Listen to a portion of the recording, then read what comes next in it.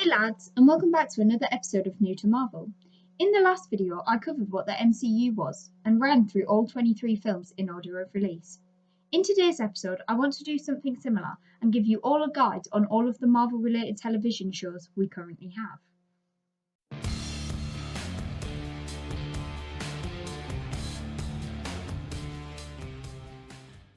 So, when it comes to the Marvel television side of things, it is a bit difficult to distinguish the best order in which to watch everything. So, rather than doing that, I'm just going to run through all the shows that Marvel have released and which channel or streaming service they released on. Unlike the MCU, the television side of Marvel doesn't really tie into the wider MCU films due to the less than friendly relationship between the head of the MCU, Kevin Feige, and head of Marvel Television, Ike Perlmutter. In some of the shows, you can see brief nods towards the films. However, the films never acknowledge the TV shows, so it is likely to say that they take place in a different universe. All of this will be changing, however, as Kevin Feige is now the Chief Creative Officer of all of Marvel, including films, television, and comics. With Feige being in charge, him and Disney Plus will be introducing new and existing characters from the MCU to us on the smaller screen in various Marvel miniseries. To get a full breakdown of the slated shows, you can watch my introduction to the MCU video, which is in the link below and will be featured at the end of this video. So, with all that out the way, let's get on to the amazing Marvel shows we have already got. Firstly, let's start with the ABC family shows, which include Agents of S.H.I.E.L.D., Inhumans, and Agent Carter. Agents of S.H.I.E.L.D. began back in September of 2013 and is now in the 7th and final season. This show somewhat ties into the wider MCU, with films such as The Winter Soldier directly impacting the show. Additionally, certain characters from the films, such as Nick Fury, make brief cameos in Season 1 of the show, and Phil Coulson from The Avengers is also the main lead in the show. The show started out quite slow, but gained much interest when it began introducing intriguing ideas and concepts such as the Inhumans, Ghost Rider, life model decoys, and the framework. Now, we have the Inhumans, which was originally meant to be part of the MCU Phase 3 slate. However, Ike Perlmutter decided to introduce them in Agents of S.H.I.E.L.D., leading to the cancellation of the film with the television series being produced in its place. The Inhumans was released in September of 2017 and was cancelled after only one season due to fan and critic backlash. The series focuses on the Inhuman royal family who were forced to escape their home planet of Attilan after a military coup. The Inhuman family are split up and must save themselves and the world on the unknown Earth territory of Hawaii. Finally, we have the third of the ABC shows, Agent Carter. If you're a fan of the films, you will know of Agent Carter from the first Captain America film. The show follows Agent Peggy Carter back in 1946 after the death of her boyfriend Steve Rogers, aka Captain America.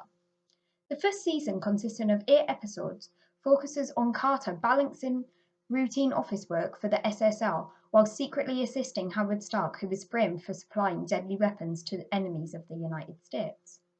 The second season sees Peggy Carter journey from New York to Los Angeles in a fight against the new atomic age in wake of World War II. Unfortunately, the show was suddenly cancelled after the second season, despite a cliffhanger ending. But what we got was a great grounded period piece with lesser-known characters such as Howard Stark and Edwin Jarvis playing larger roles like they deserve. Next, we have 2 X-Men related TV shows that both ran from 2017 to 2019 on the Fox Broadcasting Channel, also known as FX. The first of the 2 shows, Legion, ran for 3 seasons and focuses on the lead character David Haller and other mutants as he struggles to understand his mental health and mutant abilities. The show is one of the trippiest and intriguing I have ever seen, with exceptional visuals, characters, and cliffhangers, always leaving you wanting more. The Gifted is the second of the X-Men related shows and ran for 2 seasons with a total of 28 episodes. The Gifted is a much easier show to follow than Legion and is a nice easy watch for many. The show focuses on Reed and Kate Strucker, who are forced to work with a mutant underground group when they learn of their children's mutant abilities. The show did a good job of exploring how being a mutant can hurt or change relationships between people, as well as introducing some great X-Men characters such as Blink, Polaris, and Thunderbird. Moving on, we have the Runaways TV series, which began back in November of 2017 and ran for a total of 3 seasons on the streaming service Hulu. The show follows a group of 6 teenagers who discover their parents have a dark secret whilst dealing with broken relationships and their own developing abilities.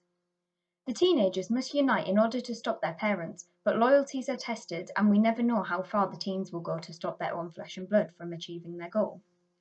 With great acting, character development, and power sets, this show is good for the ultimate binge watch on a weekend, and all 33 episodes of The Runaways are now available on Disney+.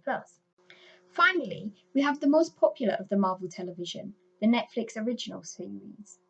Being on Netflix, these shows differentiated greatly from the MCU films, introducing a lot more graphic content than we had previously seen.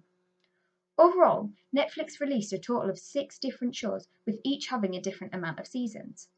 Each of these shows tie into one another, so I am going to break it down in chronological order of how to watch them. However, your viewing experience wouldn't be drastically different if you wanted to watch them in a different order. The order is as follows: Daredevil Season 1, Jessica Jones Season 1, Daredevil Season 2, Luke Cage Season 1, Iron Fist Season 1, The Defenders, The Punisher Season 1, Jessica Jones Season 2, Luke Cage Season 2, Iron Fist Season 2, Daredevil Season 3, The Punisher Season 2, and finally Jessica Jones Season 3.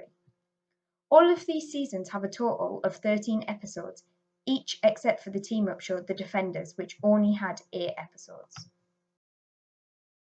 So, that sums up all of the live-action TV shows that are based on Marvel characters. Not all of them, well, pretty much none of them take place in the Marvel universe, like of the films and things like that. But if you do want to see Marvel characters, then they are the live-action shows we've got. Also, if anybody wants to see a breakdown of all the animated series, I mean, there is loads of them. I can also break that down, but it all depends if anybody wants to see that, because I'm not going to do it if nobody's really interested, to be honest. But I hope you all enjoyed this video, and that's given you a bit of a guide of the TV shows if you do want to get into them. And yeah, thanks again for joining me, and I'll catch you all in the next one.